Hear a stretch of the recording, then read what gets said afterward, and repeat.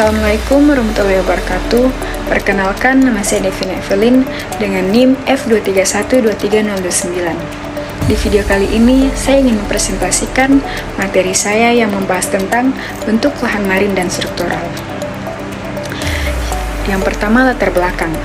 Bentuk lahan atau landform adalah setiap unsur bentang lahan, landscape yang dicirikan oleh ekspresi permukaan yang jelas, struktur internal atau kedua-duanya menjadi pembeda yang mencolok dalam deskripsi fisiografi suatu daerah.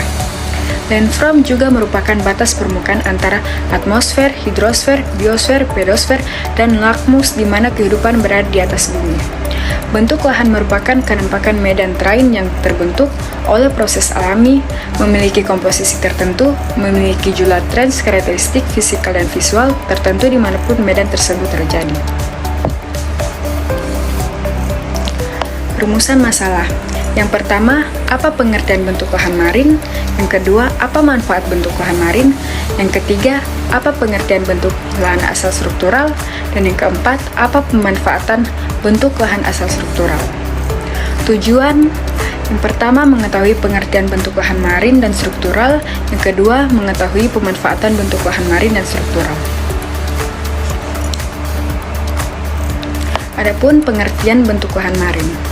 Bentuk lahan marin merupakan bentuk lahan yang terbentuk oleh kerja air laut, gelombang dan arus, maupun proses yang bersifat konstruktif atau pengendapan maupun destruktif atau abrasi dan terdapat pada wilayah pesisiran.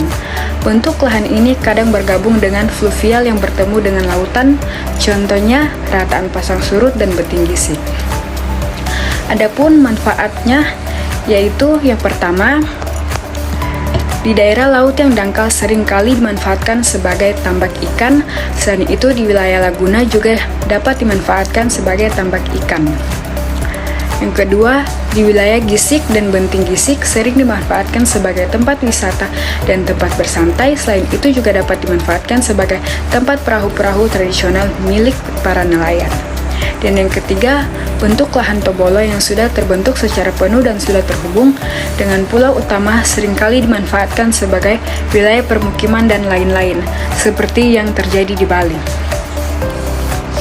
Antara Pulau Bali dan Nusa dihubungkan oleh Tombolo yang sekarang sudah terdapat pemukiman maupun bandara di Tombolo tersebut. Dan yang keempat, di wilayah pasang surut dapat dimanfaatkan sebagai tempat mencari ikan dengan memasang jaring saat air pasang. Kita lanjut pengertian bentuk lahan struktural.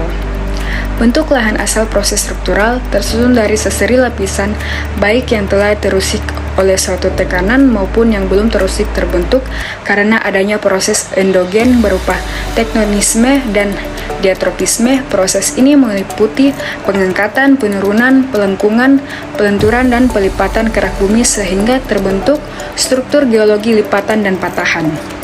Selain itu, terdapat struktur horizontal yang merupakan struktur asli sebelum mengalami perubahan dari struktur pokok tersebut dapat dirinci menjadi berbagai bentuk berdasarkan sikap, lapisan batuan, dan kemiringannya.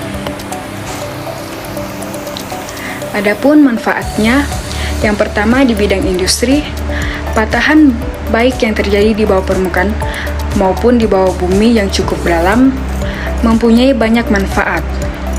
Hal lain seperti banyak eksploitasi bertambangan menjadi mudah karena adanya patahan.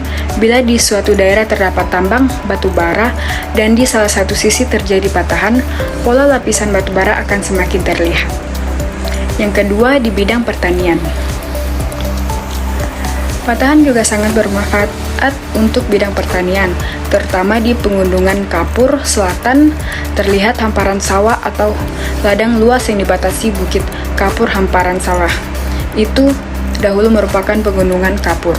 Akibat patahan bagian atas dari blok yang turun mengalami proses sedimentasi sehingga permukaan tanah bisa dijadikan sawah. Dan yang ketiga, sebagai objek wisata. Patahan merupakan salah satu sumber gempa bumi tektonik. Namun, masyarakat Indonesia tidak bisa menolak atau menghindarinya. Untuk itu perlu dilakukan usaha mematakan arah patahan dengan lebih teliti, khususnya di suatu daerah yang ada indikasi patahan. Pematahan ini bermanfaat untuk memberi saran kepada penduduk swasta ataupun pemerintah jika mereka hendak membangun perumahan atau gedung.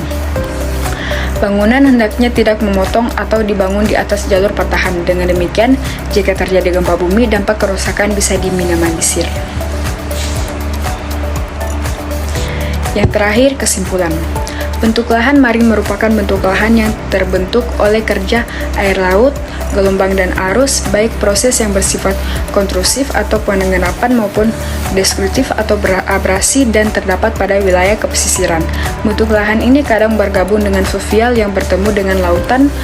Bentuk lahan asal proses marin terbagi menjadi dua, yaitu destruksional dan konstruksional. Bentuk lahan asal proses struktural terbentuk karena adanya proses endogen berupa tenaga endogen dan tektonisme. Tenaga endogen adalah tenaga yang berasal dari dalam bumi yang menyebabkan perubahan pada kulit bumi yang bersifat membentuk permukaan bumi tidak rata. Tektonisme adalah proses yang terjadi akibat pergerakan pengangkutan, lipatan, dan patahan pada struktur tanah di suatu daerah. Sekian presentasi dari saya. Wassalamualaikum warahmatullahi wabarakatuh.